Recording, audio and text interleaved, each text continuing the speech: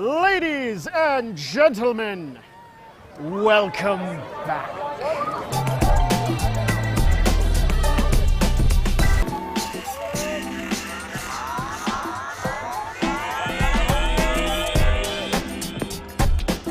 Now I know what you're all thinking.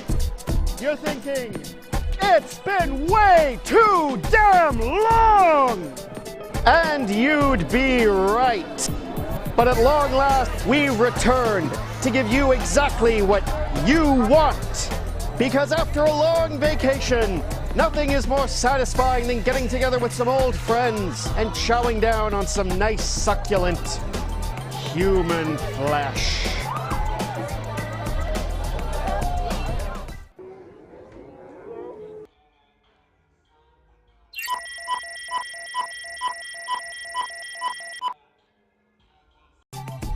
I think we're in trouble, guys.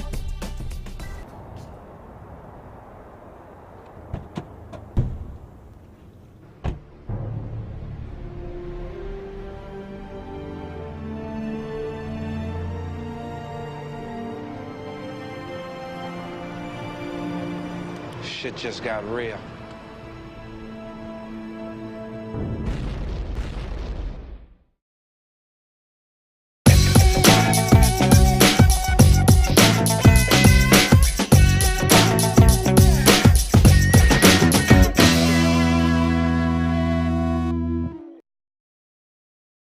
Marianne is basically about a guy who comes back to his family after having been absent for 10 years with another woman. So he comes back because he sees that his daughter is kind of messed up.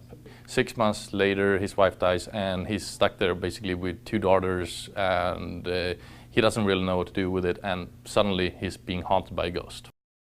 The story basically is very autobiographical. For me, it takes place in a small town where I live, where I grew up. It's only about 50,000 people, and it's very isolated. It takes like 2 hours to drive to the next city, and that's also a small town basically. So the house that these characters live in, it's located like 2 blocks away from the house where I grew up, and it's that suburb, and it's all shot on location. So you can follow this family living there, and you can basically follow the events on the map, and you can see that when she gets out in the middle of the night and she takes her bike and rides down to the lake, that's actually in real life, that's a 9-minute bike ride. So it's not like we're cheating in any way. It's shot in a very matter-of-factly documentary kind of way. So that's important to the story, and all the events in the story kind of relate in a metaphorical sense, I guess, to events that happened to not only to me, but like to the people that I knew growing up there. So it's about the people who live in this town, basically. It's a modern reinterpretation of what is known as the mare, which is a Swedish folklore creature, and and that creature is all about sleep paralysis. You wake up in the middle of the night, you can't move, so you feel like someone is watching you, and it's like a really scary thing to encounter. And a lot of people experience this. 60% of the population experience this. So I basically took that and took what makes this story work. It's I wanted to have a haunting, but I wanted to have a haunting in the internal sense of the word, like he does something and he's haunted by regrets, which turns into guilt, which kind of spirals into this nightmare for him. So that's kind of where it all comes from. The mother, the grandmother figure, is that a special character too, or how did you see her? Of course. She's played actually by a friend of mine who was a very good friend of my mother's. My mother passed away while I was writing the screenplay, so that played in, and that's where I really wanted her in the story as well, because like I said, it's a personal story for me, so she's not really an actress, but she's very natural, and also because this area is very special in the way that it's, well, the dialect and everything is very special, and the way people are is kind of special. That's why it had to be shot there as well. I needed someone who was like genuinely from that place and had a connection to it, and so that's, yes, she's like important, you know, obviously, and the character. I mean, the reason I put that character there in the first place, I don't want to give any spoilers, but it's like after what happens in the movie, I kind of needed something to lighten it up, kind of. So that you know that things might be okay after all in the end, but it needed something like that.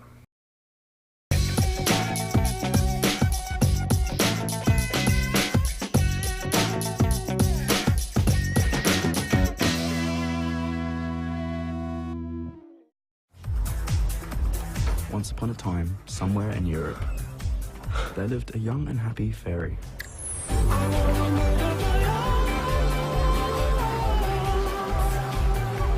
Claim to be a dancer?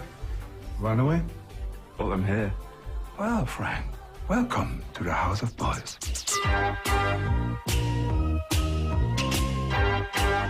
You're really fantastic. You move around so naturally. Okay, so we are back after our vacations. I had a fun vacation.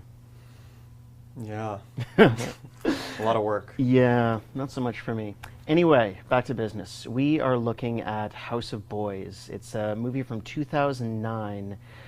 Main character is a young gay man living in Amsterdam, I believe, who is sort of rejected by his friends and runs away from home and basically becomes a performer at a male strip club called House of Boys. That's the title. Meets a lot of interesting characters, takes on a lover, and basically by the third act becomes an AIDS story. If I had to pick a word for the movie, especially in the third act, it's a bit unfocused, is the buzzword this week. I think the whole movie is sort of unfocused. Like there are separate acts. Like Oh yeah, there and they are- label them and they everything. are labeled, Mhm. and all the acts have like kind of a separate. I don't know if it's intentional or not, but they all like seem very different in tone. Also, I think that allows for interesting elements, and also for like it also hurts the film in some ways because it's very scattered. I really like the music that they used. They changed. Like at the beginning, it's that club scene. There's a lot of club music, and in the middle, It's it gets like more. Glee. It's very Glee. in Yeah, the it's first more act. melodramatic a bit. And near the end, there's a bit of classical music, and I really, really like what they did with that. Yeah, the soundtrack was really good. The one thing that kept distracting me is that the movie kind of dabbles with like surrealism. There's some times when something really strange will happen, like it'll come completely out of nowhere, won't really have a whole lot to do with the whole movie, and then after it's over, no one will talk about it. Like at one point, the main character snaps his fingers and everyone starts dancing, like his schoolmates, like an episode of Glee, and it's like, Yeah, and they never go back to it, and they're No. just like a bunch of little like just elements of the movie that don't ever get. yeah, like referred back to. like cartoon CGI birds would fly in once in a while. What I liked and what's interesting is they used the setting of the House of Boys to also turn it sort of into a musical, because Little they bit, had yeah. those little skits. You have Udo Kier, who is the main what is that, the madam of the house, Yeah, the owner of exactly. the house who brings these boys in, and he's a cross-dressing, Yeah. singing and dancing entertainer. And So Udo he- Kier in drag is pretty amazing. It's pretty interesting. Oh yeah. So he gets dressed up, and there's those plays, and then there's other either transvestites or there's gay dance numbers or stripping numbers, and I think the use of that stage as a like an output for musical numbers and for more artsy type things was also interesting. Yeah, it got a real unknown cast except for Udo Kier, and arguably he's an unknown himself. I think a lot of the performances were really strong, though, especially the main guy, Frank, and the one who would eventually become his lover. Some really, really good acting between those two. There's a bit of hammy dialogue that like Yes. doesn't work. Yeah, once in a while there would be like one line of dialogue that just feels so overwrought and melodramatic. But aside from that, I think they actually both put out a really strong performance. I'm glad you talked about Frank's boyfriend, Jake, because Mm-hmm. he's one of the characters with one of the most interesting arcs. Because at the beginning, Yeah. he's not necessarily gay. Mm-hmm. He has a girlfriend, but he's also dancing at this male strip club, and Mm-hmm. he has sort of a coming out during the course of the movie. The end with the AIDS and everything, it feels very like a message film. Yeah. And even the final scene, there is like that whole text. Yeah. Well, the last act especially felt really unfocused to me.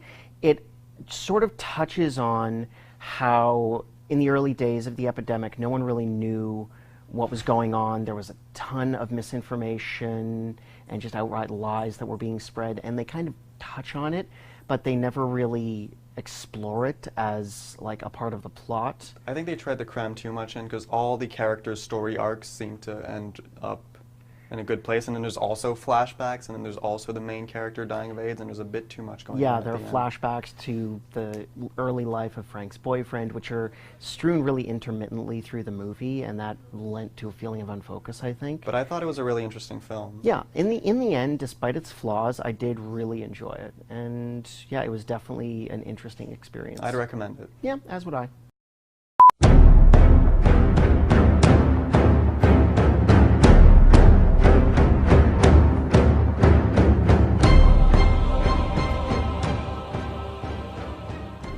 The rich is going to start in an hour. Damn it. We don't have much time. We have an hour. That's the amount of time we have. We need a plan. Yes, because we have less than an hour.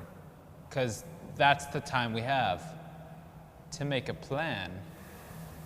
Yes, it is. The entrances are here, here, and here. We can only enter by these entrances. Exactly.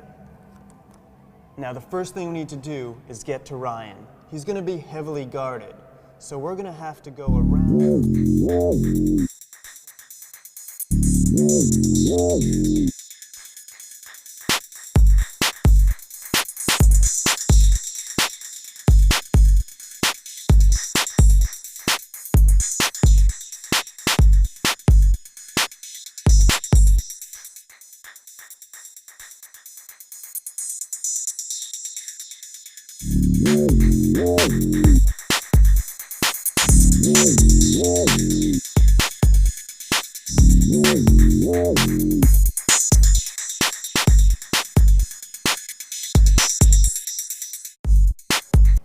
So, did you guys get all that? Yeah, sounds pretty simple. Yeah. Let's rock and roll.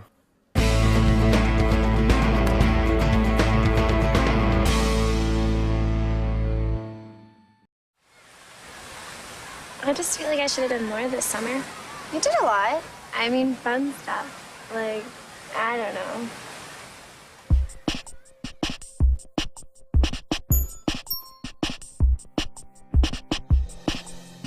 You ever think about a person so much that you start to believe that they might know that you're thinking about them? When I was a kid, maybe.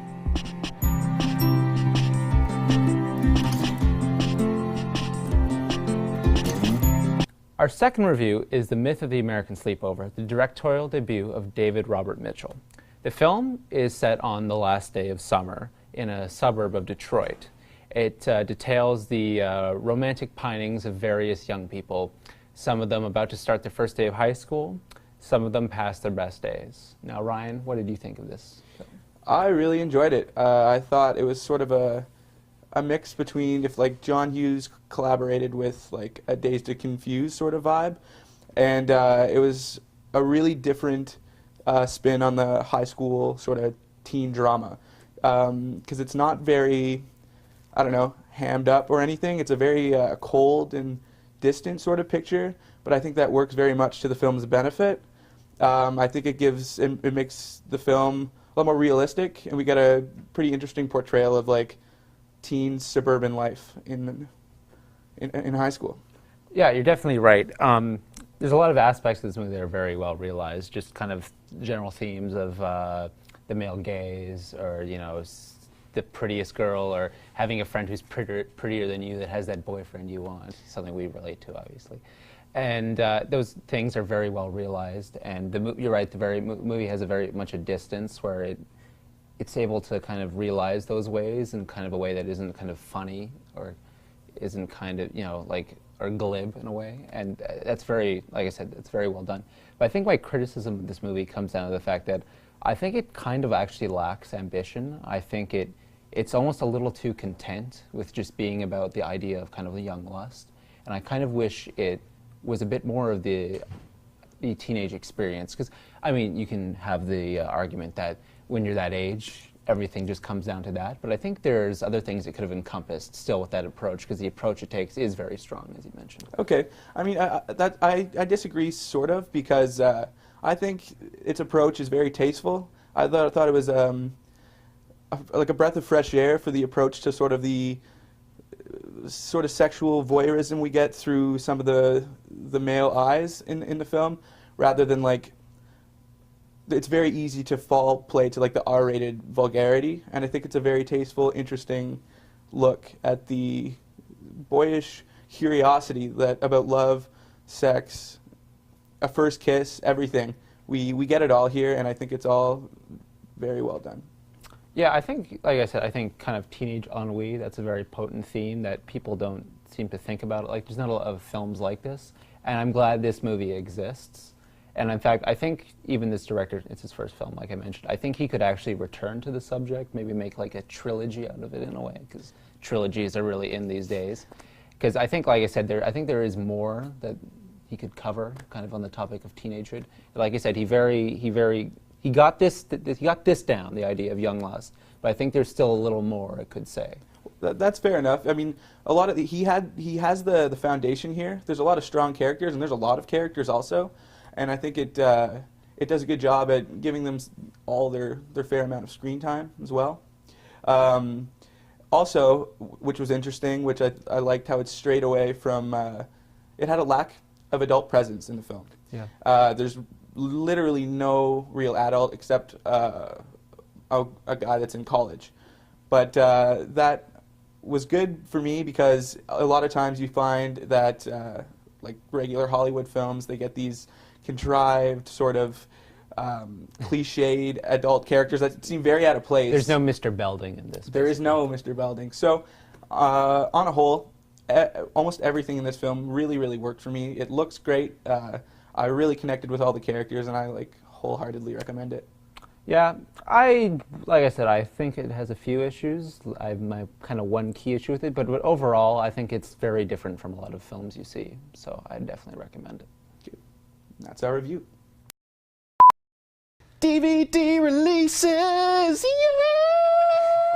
Yeah! My DVD pick for the week is If, coming out on Criterion Blu-ray.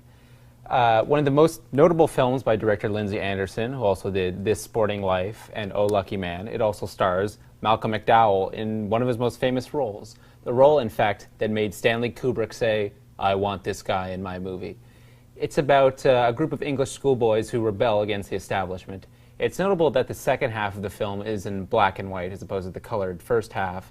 And a lot of people think it's an artistic choice, but to be honest, they just ran out of money. But still, it's a great film. I feel kind of bad recommending a sitcom now. Roseanne? No.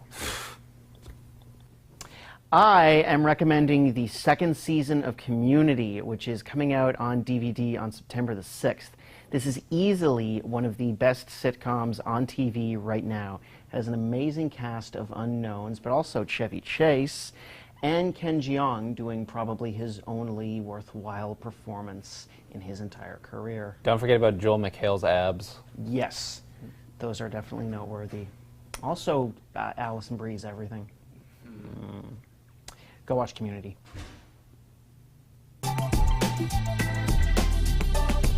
Thank God you guys are here. They were trying to eat me.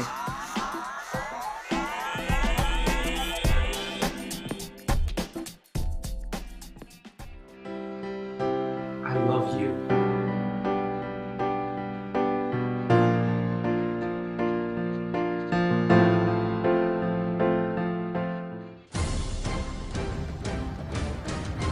Intruders!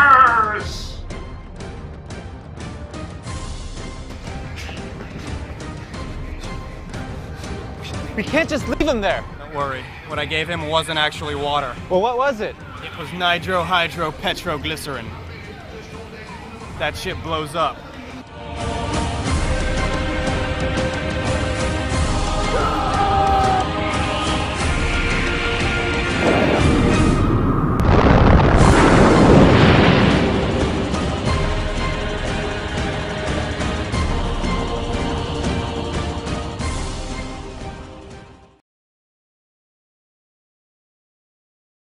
Finally, it's over. You just killed everyone. Yeah, I did. Let's go home.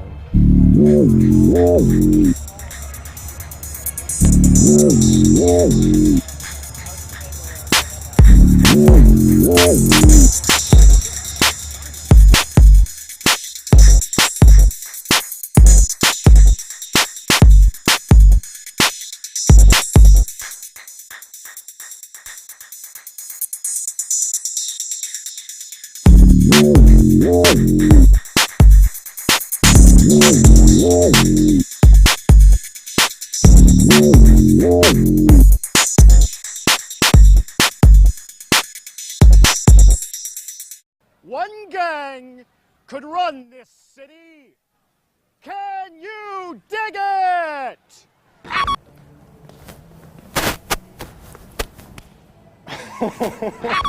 Can you dig it? And then fucking walk like this because it's awesome.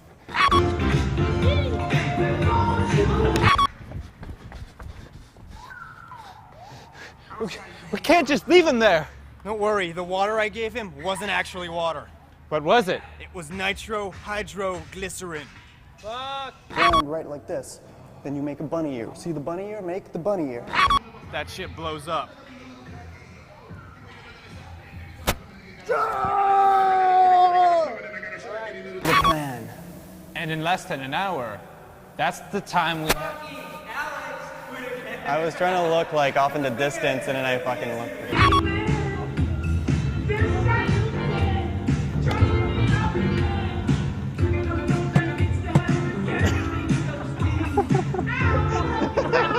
Rolling for that? You were? Blooper reel.